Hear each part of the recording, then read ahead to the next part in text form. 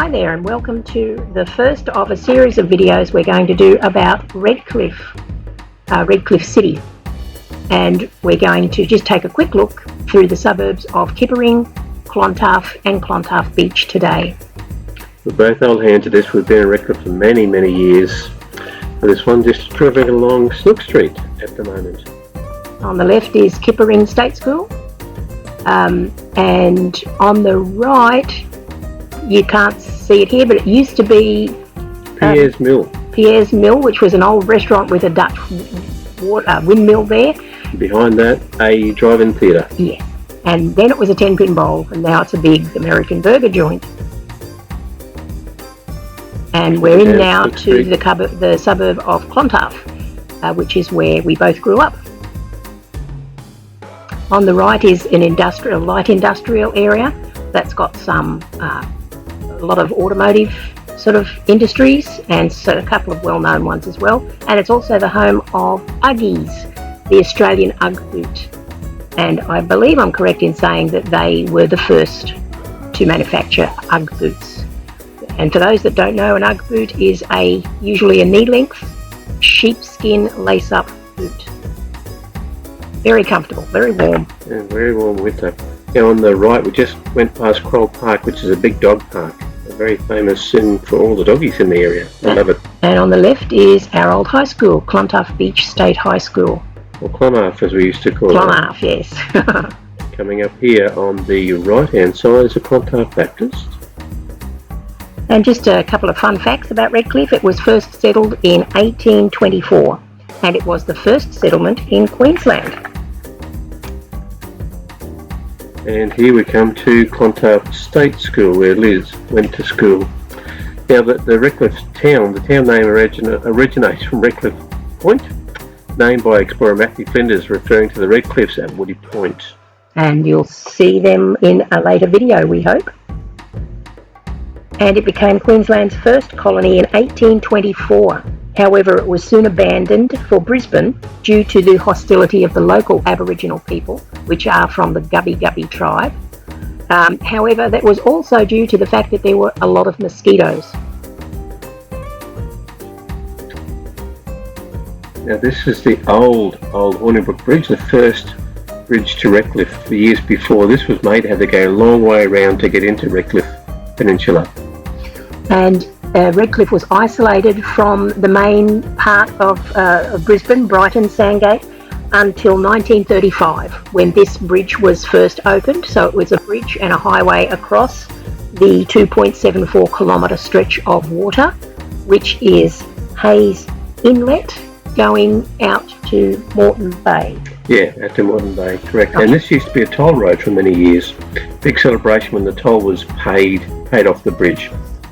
And on the left there, you'll see there are two other bridges that are now take the Redcliffe traffic to and from Redcliffe. One goes in, one goes out. And this is looking at the other end of the bridge from Brighton, across that stretch of water. So the two bridges again over there, and you can see where this bridge used to originate. Yeah, and a lot of recreation areas around both ends of the old bridge now. Dog parks and beaches. Well, not much of a beach, but yeah, people take their dogs down there. A lot of fishing areas in Hayes Inlet, and this little part is overlooking the Redcliffe end of the old bridge, and it's quite an exclusive area. As you can see, the houses are quite high quality, but then a lot of houses in Redcliffe are. Redcliffe is quite a well-to-do city. Oh, and it was first made a city or proclaimed a town in 1921 and then declared a city in 1959. And we'll give you some more stats about that in later videos as well, including how many people live there and what the income is and that sort of stuff. So we're heading down here to Hayes Inlet.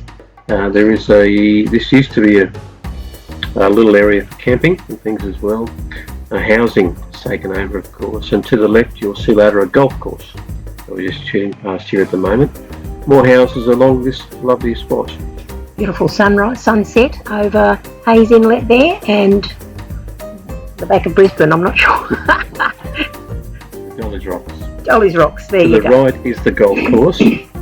And this 18-hole golf course is a lovely golf course, and it's had some quite well-known competitions there, and it's been there for many years. I remember as a child I used to go there and sit in the clubhouse and wait for my mum to finish her golf. And able to watch a colour TV. Yes. A big assignment. There's the clubhouse in the background there. It's got a nice restaurant and other facilities in it. And we're leaving that area, coming along Hornibrook Esplanade, along the seafront. This is still Bramble Bay on the right. See high rise on the left. That's developing in Redcliffe quite a bit these days.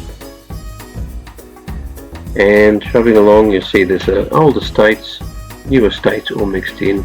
Lots of people. And we forgot to let you know that this video has been sped up. So we don't drive that fast, but for the sake of video length, we've sped up the video. Now in Pelican Park, there are quite a few events that happen through there as well. There's a lot of people go there for jet skiing. They have a kite fest there. They have car shows there. They have inflatable water parks come through. And I believe, I don't know for a fact because I don't exercise, but there's a Moreton Bay triathlon that might come through. You do exercise, you just don't do triathlons. Certainly don't, that's crazy. So there's a bit of construction work there. You'll see a lot of construction work all over Redcliffe at the moment, because there's new development going in all the time. Even though it's quite saturated in land area, there's not a lot of vacant land left, but they're redeveloping older houses and they're putting up high rises everywhere. Although I personally think the high rises are quite lovely, and they're not very tall. They're limited to, I think it is 6 stories. So they could be a bit more than that at Woody Point. They're bigger, but anyway, they're quite a nice size, and they don't take over the whole skyscape like up in the Gold and Sunshine Coast areas of Queensland. You see why it's utilised for events. There's a big field in Pelican Park. It's quite a large park.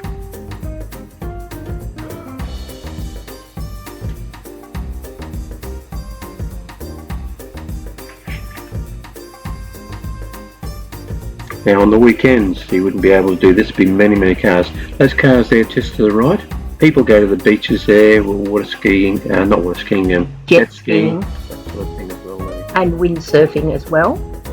Back on Hornibrook Esplanade now, heading off towards, still in Clontarf, but heading off towards Woody Point. We'll do Woody Point in the next video, so thanks for joining us for this very quick little tour of a couple of the suburbs of Redcliffe, and here's some still shots of that particular area.